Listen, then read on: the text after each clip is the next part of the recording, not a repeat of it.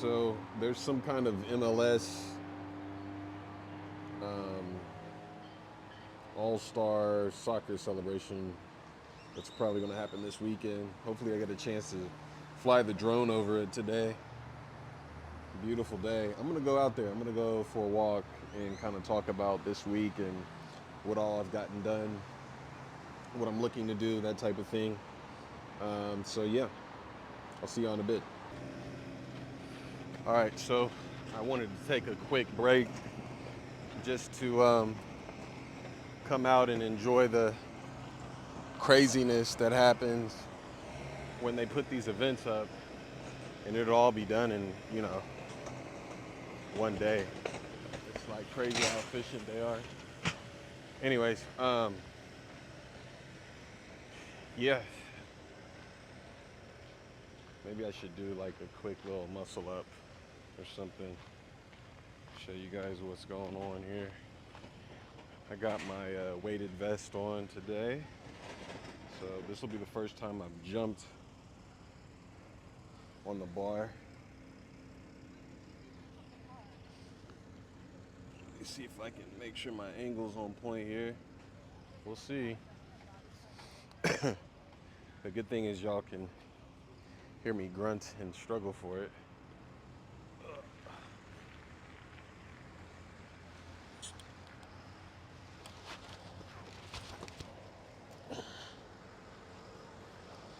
There we go.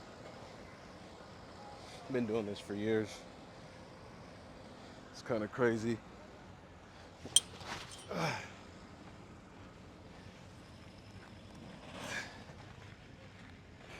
Can definitely come off like showing off or whatever, but to be honest, it's more about having fun, enjoying my athleticism while I have it.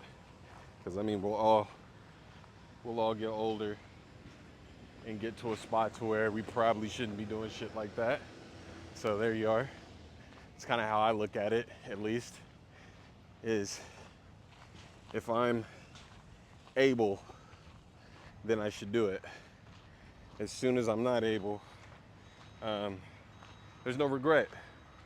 And that's kind of how I treat my fitness in general.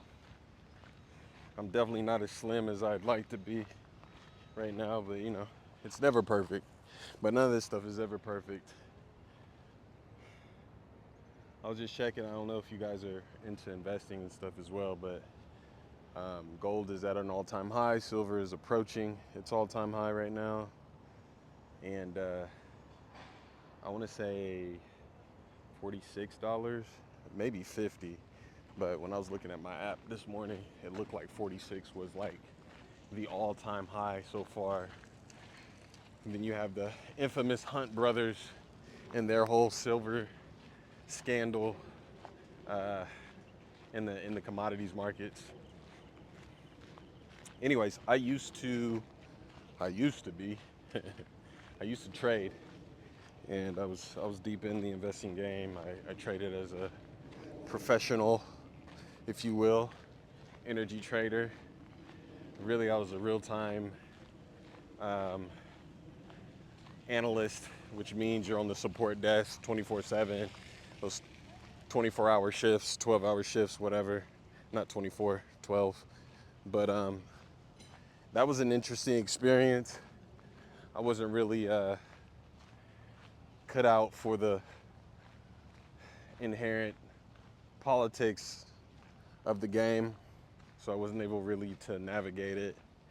And that's nobody's fault other than my own. I wish I was a poli-sci double major with finance, so I could at least have been able to navigate it and felt confident about being able to navigate it.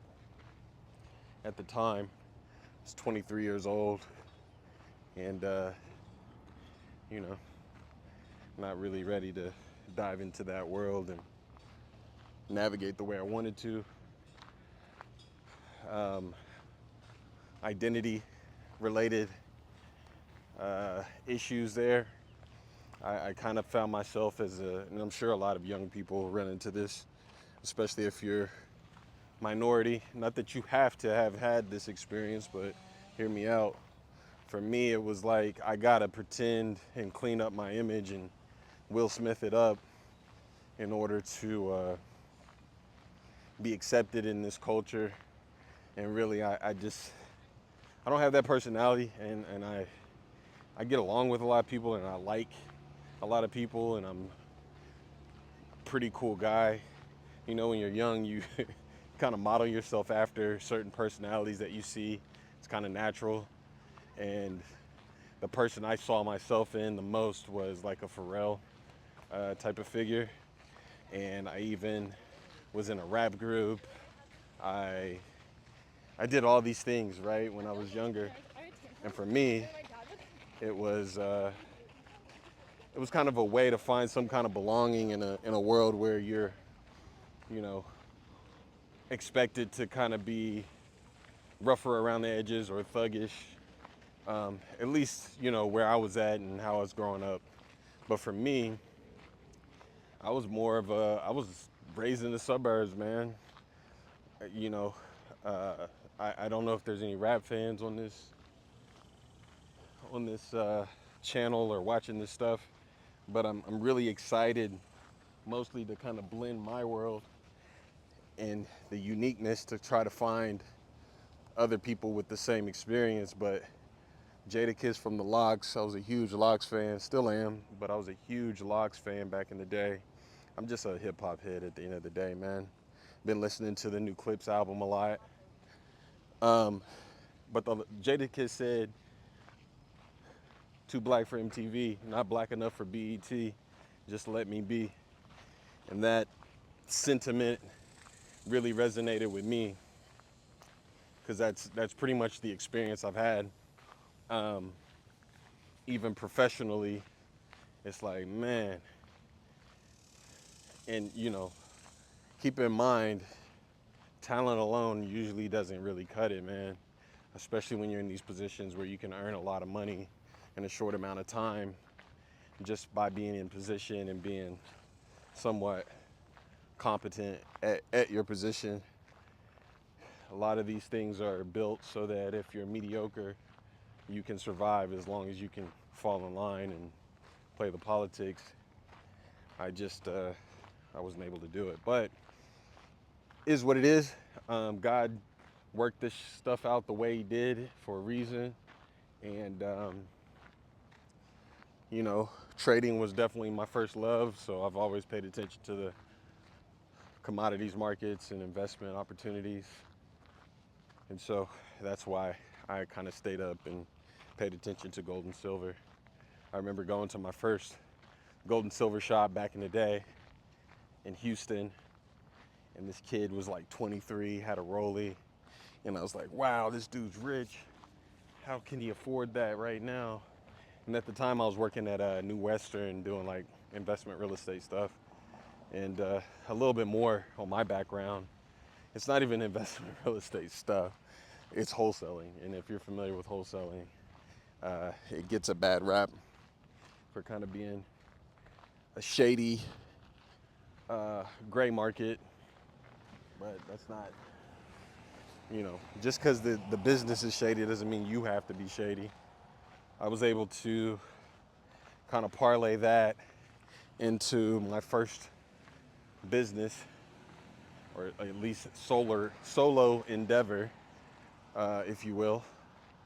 Bought my first property through seller finance doing that, and made some transactions happen that I'm really proud of.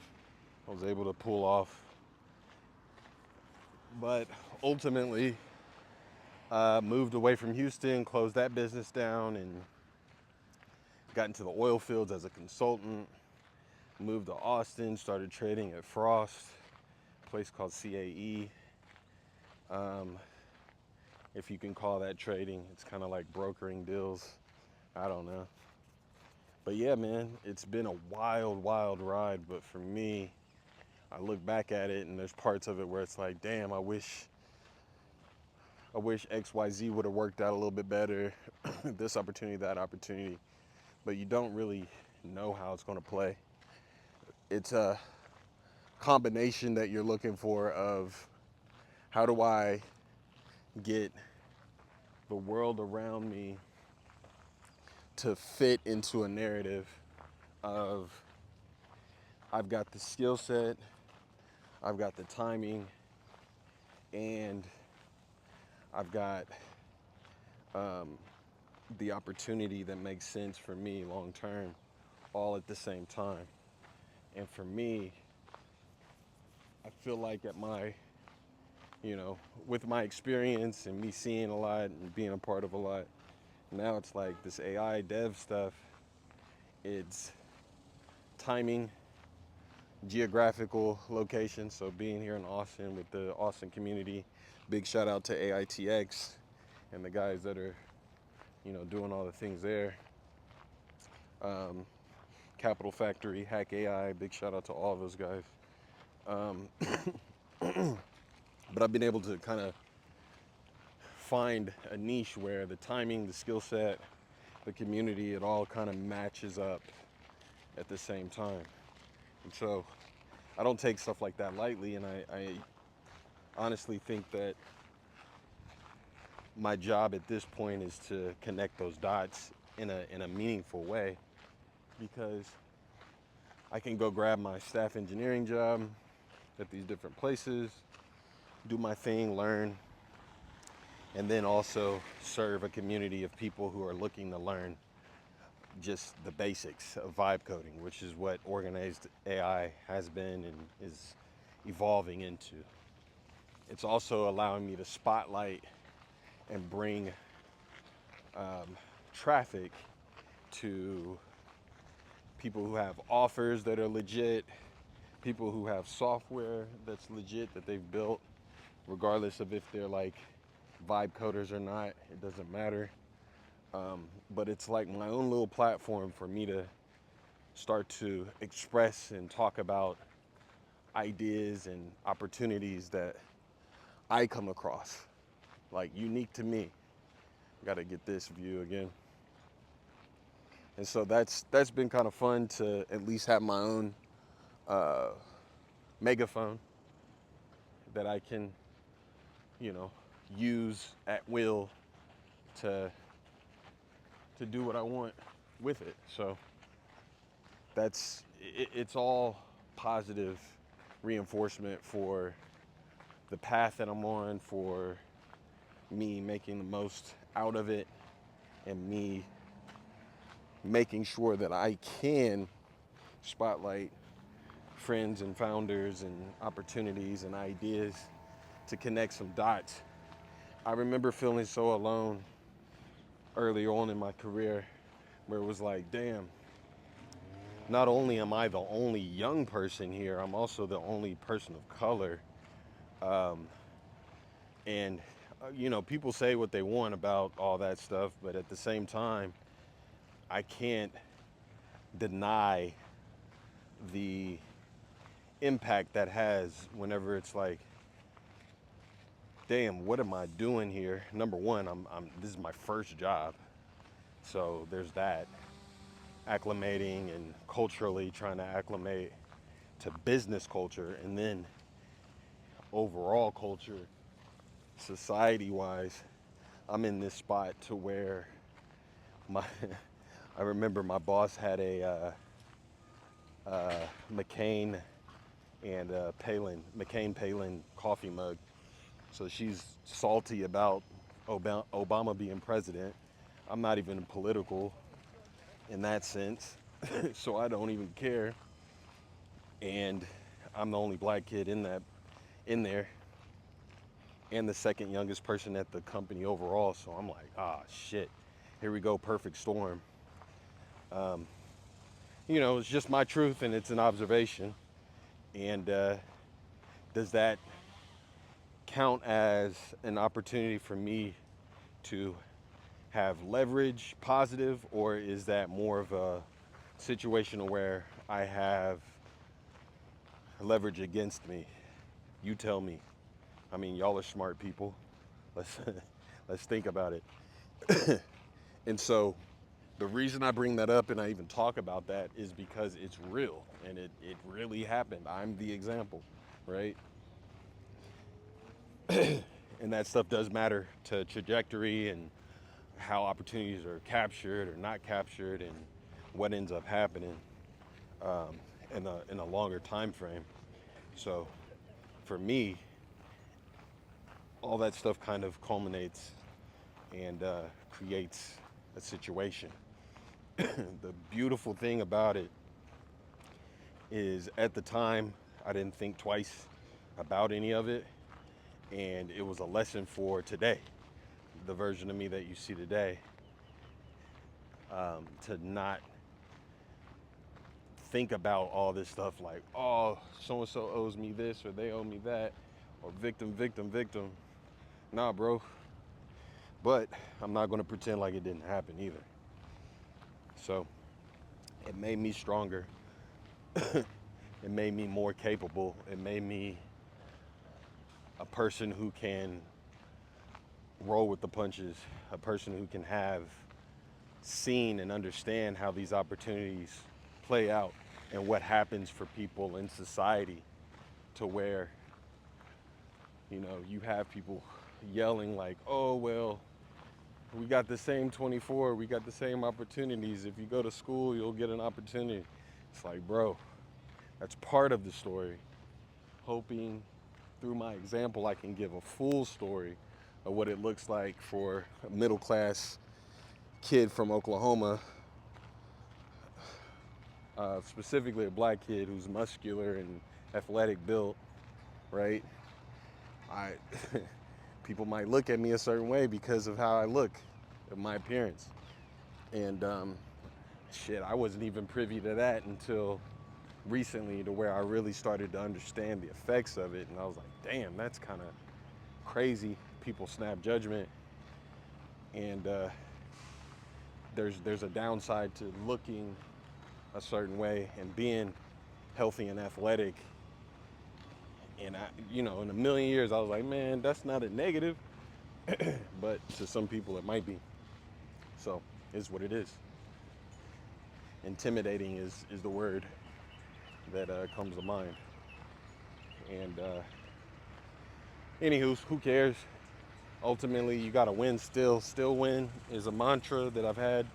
Me and shout out to Jared. Still win regardless of what's happening around you. You still got to win, bro. And there's always going to be obstacles in the way, but you can choose that you're still going to win. And that's kind of the mentality. Even though it is messed up, even though I shouldn't have to XYZ, even though mediocrity should still land you that $250,000 job like everybody else, blah, blah, blah. You know, that's not a helpful mentality for me, man. Even if it's true, that shit is not helpful. So here I am, building AI, building apps, building tools, building community. Big shout out to Clement. He had a post-hog meetup last night that I attended. I wish I would have recorded it, but I didn't, so whatever. And so as I grow this channel and as I grow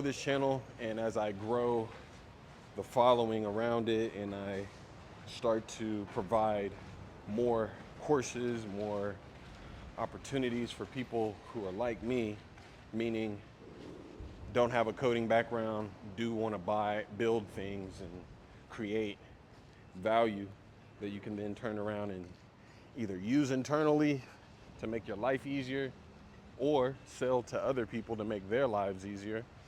It's all about being useful. How useful can I be? How anonymous can I be? So I had this, I talked about this in previous videos, but I want to say it again because you never know when people will be listening or what they'll be listening for. But Daily Driven Porsche, really inspired me to start making YouTube videos in this style, because he does this. And I've been watching him for the past 2 months, and I was like, bro, that method really makes a lot of sense in my head. How about I try it myself? So that's what I've been on. Anyways, you guys are gonna watch me grow, watch me grow my businesses, blue highlighted text, my data company, um, organized AI, the AI community, and anything that I build that spins off of that, you guys will know about and understand that you can support this channel through those. And ultimately, you'll see me grow and evolve to a person that has um, a different lifestyle, or a better lifestyle, due to my efforts in building all this stuff out. So ultimately, man, everybody's got, you know, their needs and trying to make better for their family, and I support that. That's the vision. You guys might have saw earlier, depending on how I splice this video up, I drive a Volvo from 2015. I'm not a, I love cars, and I want to buy a car that matches my personality. But right now, guess what? My personality is point A to point B while I'm getting my money up in a real way, because I've had success already. I've had success as a entrepreneur, which hits even different, right? I've made six figures as an entrepreneur multiple years. So what is it to buy a cool car? It's a little bit different. It's having the money is way cooler than spending the money for me. But eventually it will be that time again to represent myself with a vehicle that speaks to my personality, but also provides me happiness, and also provides me a way to market myself. And I was telling my wife earlier, I was like, bro, I'm shooting this like daily driven Porsche, but I don't have a daily driven Porsche. So maybe that's why the channel isn't getting views yet. But I'm like, man, that's just gonna come. And I think that people will really rock with this channel once they see that I was able to show them how I was living, where I was living, what was going on before everything popped off. So cheers to that. Big shout out to everybody who's striving and trying to just come up and make shit happen, man. All right, that's enough. Peace.